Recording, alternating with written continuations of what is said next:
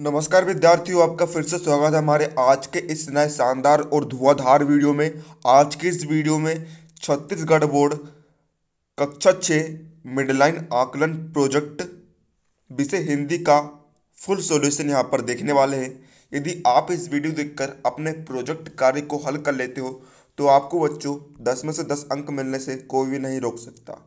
तो बच्चों, आप इस वीडियो के लिए लाइक जरूर यहाँ पर कर दीजिए अभी के अभी। साथ ही चैनल पर नए हो तो चैनल को भी अभी के अभी सब्सक्राइब कर लीजिए और बेल नोटिफिकेशन ऑन कर लीजिए, ताकि जैसे ही हम कोई नया वीडियो अपलोड करें आपको उसकी तुरंत नोटिफिकेशन मिल जाए। चलिए वीडियो को बिना किसी देरी के यहाँ पर शुरू कर लेते हैं। तो देखिए बच्चों, निर्देश आप यहाँ पर पढ़ सकते हैं। आपको इसमें कोई 3 प्रयोजन कार्य दिए गए बच्चों, जिसमें से आपको कोई टीचर जो है आपको कोई 2 प्रयोजन कार्य देंगे, है ना।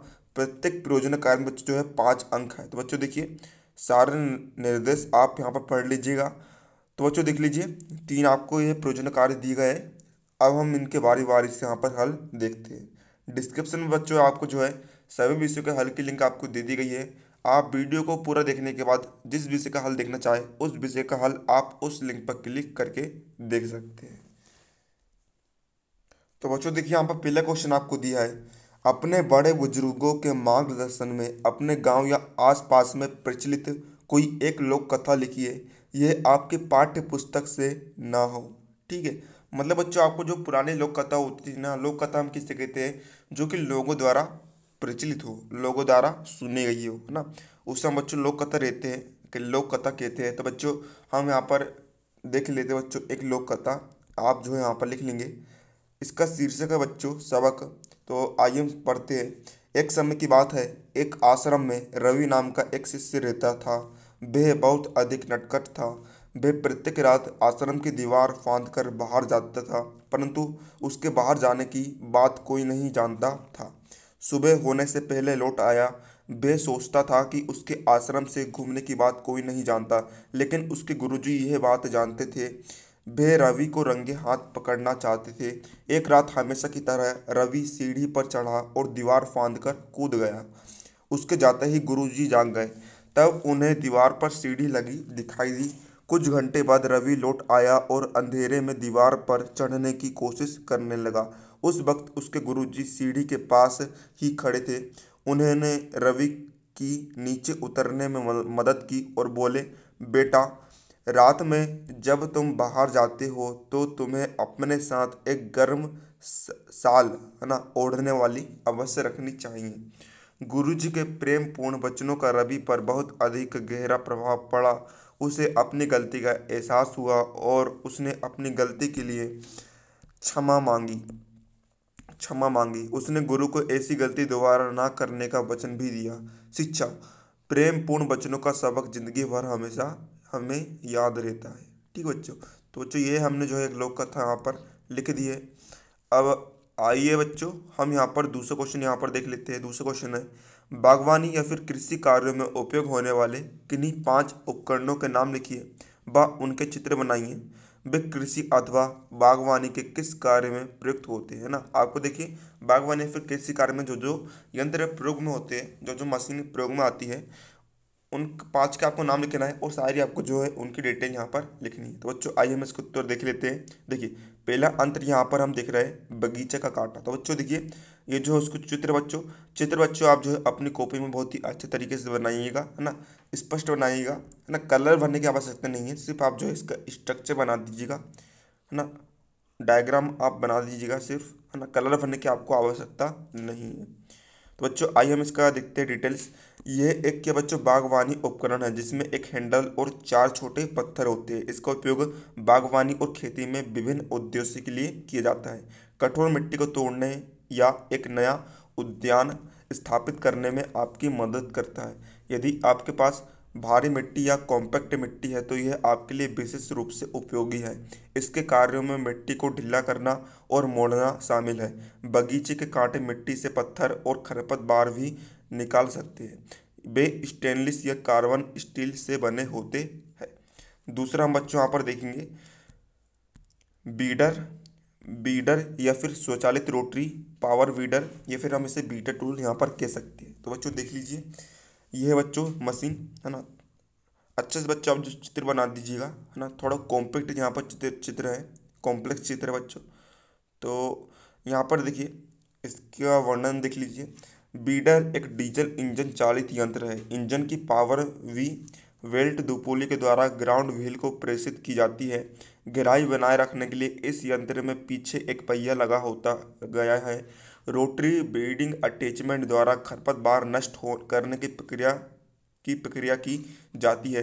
रोटरी वीडर की विभिन्न पंक्तियों में प्रत्येक डिस्क पर एक दूसरे के विपरीत दिशा में घुमावदार वेल्ड ब्लेड लगे होते हैं। इन ब्लेड के घूमने से मिट्टी एवं घास आदि कटकर मिश्रित हो जाते हैं।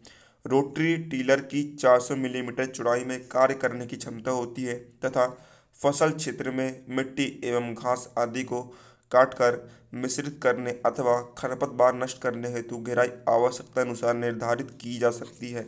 इस यंत्र का प्रयोग थोड़ा बच्चों बड़ा क्वेश्चन है, लेकिन बच्चों आपको जो है पूरा पूरा यहाँ पर लिखना है, तभी बच्चों आपको जो है पूरे में से पूरे अंक यहाँ पर मिलेंगे। गहराई आवश्यकता अनुसार निर्धारित की जा सकती है। इस यंत्र का प्रयोग गन्ना, मक्का, कपास, टमाटर, बैंगन और दलहन जैसी फसलें जिनमें पंक्तियों के बीच की दूरी 450 मिलीमीटर से ज़्यादा है में खरपतवार नियंत्रण हेतु किया जाता है। सुई पे बेल्ट, ब्लेड, रीजर एवं ट्रॉली जैसे अटैचमेंट भी इस यंत्र के साथ लगाए जा सकते हैं। वहीं बगीचों और लॉन से खरपतवार हटाने के लिए वीडर या वीडर टूल का उपयोग किया जाता है। कई प्रकार के खरपतवार होते हैं, इनमें crack weeder, fulcrum head weeder और केप कोड वीडर शामिल है। इसका देखिए अगला यंत्र है बच्चों गार्डन कुदाल या कुदाल उपकरण। तो बच्चों देखिए आप जो है इसका यहाँ पर चित्र देख सकते हैं, है ना। कुल्हाड़ी बच्चों हम यहाँ पर कह सकते हैं। तो बहुत ही ईजी चित्र है बच्चों, इसका आप जो है बना लेंगे। तो देख लीजिए, कुदाल उपकरण या फिर कुल्हाड़ी उपकरण का उपयोग मिट्टी को आकार देने, खरपतवार हटाने और जड़ फसलों की कटाई सहित कई उद्देश्यों के लिए किया जाता है। यह विभिन्न आकारों में आता है और इसका आकार अंततः इसके कार्य को तय करता है। सामान्य उदाहरण ड्रॉ होज, स्कफल होज और अन्य प्रकार के होज है।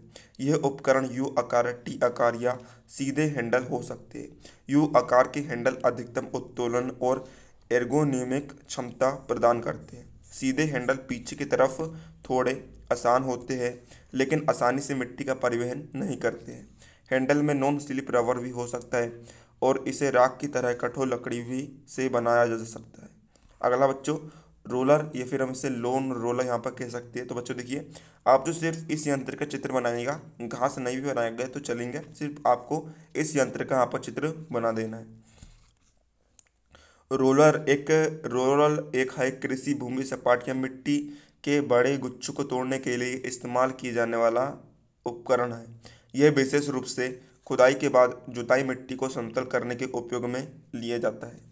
आमतौर पर रोलर्स ट्रैक्टरों द्वारा या मशीनीकरण से पहले घोड़ों या बैलों जैसे जानवरों की एक टीम द्वारा खींचे जाते हैं। इसका उपयोग समतल भूमि करने के बाद में खरपतवार नियंत्रण और कटाई को आसान बनाती है और रोलिंग से खेती की गई मिट्टी से नमी के नुकसान को कम करने में मदद मिल सकती है। अगला बच्चों यंत्र है, यहाँ पर देखिए नाम जो है उल्टा यहाँ पर लिख गया है, क्या है बच्चों, लोन रोलर्स बच्चों इसका नाम है। तो बच्चों आप लिख लेंगे 5वां नंबर लोन रोलर्स। इस जगह बच्चों आप जो है चित्र बना लेंगे और इसकी डिटेल आप देख लीजिए। लोन रोलर्स एक एक्सल से जुड़े भारी सिलेंडर होते हैं। इस उपकरण को या तो बगीचे के ट्रैक्टर के पीछे ले जाया जा सकता है या हाथ से खींचा जा सकता है। इनका उपयोग ऊपरी मिट्टी को चिकना करने और गांठ और असमान पेच को हटाने के लिए किया जाता है। बीज को जमीन में दबाने के लिए बीज बोने के दौरान भी इनका उपयोग किया जाता है। तो बच्चों देखिए प्रश्न क्रमांक 1 और 2 का संपूर्ण यहाँ पर उत्तर हो गया है। अब देखिए बच्चों अगला क्वेश्चन जो बच्चों इसमें आपको कहा गया था कि आपको किसी एक पसंदीदा कार्टून कैरेक्टर का आपको एक नामांकित चित्र बनाना है और उसके बारे में बच्चों आपको थोड़ी डिटेल्स यहाँ पर लिखनी है। तो बच्चों देखिए हम यहाँ पर बना रहे हैं बच्चों डोरेमोन। कई कई बच्चों का पसंदीदा हुआ डोरेमोन, उसका बच्चों हम जो है चित्र बनाएंगे, उसका वर्णन हम यहाँ पर देखेंगे। तो बच्चों देखिए डोरेमोन जापानी में एक काल्पनिक चरित्र है। मंगा और एनिमे श्रृंखला एक ही नाम के द्वारा बनाई गई फुजिको फुजियो पेन नाम लिख टीम हिरोशी एबिको की। वे एक नर रोबोटिक बिल्ली है जो 22वीं शताब्दी से नोबिता नाम के एक 15 लड़के की सहायता करने के लिए समय पर वापस यात्रा करती है। चरित्र के लिए एक आधिकारिक जन्म प्रमाण पत्र उसे 3 सितंबर 2112 की जन्म तिथि देता है और कावासाकी कनागावा वह शहर जहां मंगा बनाया गया था के रूप में उनके निवास के शहर को सूचीबद्ध करता है। 2008 में जापान के विदेश मंत्रालय ने डोरेमोन को देश का एनीमे राजदूत नियुक्त किया। तो बच्चों देखिए, ये देखिए आप जो है बच्चों इस प्रकार बच्चों जो है चित्र बना लेंगे डोरेमोन का। ठीक है, आपको रंग नहीं भरना है, सिर्फ आप जो है पेंसिल से है ना स्केच बस बना लीजिएगा। ठीक है। तो बच्चों इतने जो मैंने आपको बताया बच्चों, ये लिखना काफ़ी है। ठीक है, जो मैंने आपको बताया था अभी। तो बच्चों उम्मीद है आपको वीडियो हेल्पफुल लगा, तो वीडियो लाइक कर देना। चैनल पर नए हो तो चैनल को सब्सक्राइब करके बेल नोटिफिकेशन ऑन कर लेना। मिलते हैं अगले किसी नए वीडियो में, तब तक के लिए जय हिंद जय भारत।